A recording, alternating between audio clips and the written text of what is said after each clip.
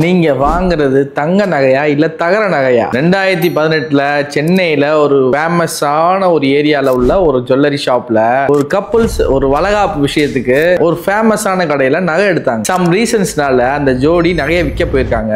விற்க போன இடத்துல தான் உள்ளுக்குள்ள இருக்க கல்லை எடுத்து பார்ப்போம்னு பாக்குறப்பதான் தெரிஞ்சு உள்ள சம் ப்ராடக்ட்ஸ் இருக்கு. அது தங்கமும் இல்ல, கல்லுக்கு வைக்கக்கூடிய ப்ராடக்ட்டும் கிடையாது. இந்த மாதிரி சிச்சுவேஷன்ல அவங்க தங்கத்தை போய் மெல்ட் பண்ணி செக் பண்ணப்பதான் அவங்களுக்கு தெரிய வருது இது ஒரு ஃபேக் கோல்டுன்னு. அந்த கோல்டு எடுத்த இடத்துல கொண்டு போய் அதை காமிச்சு கேட்டிருக்காங்க.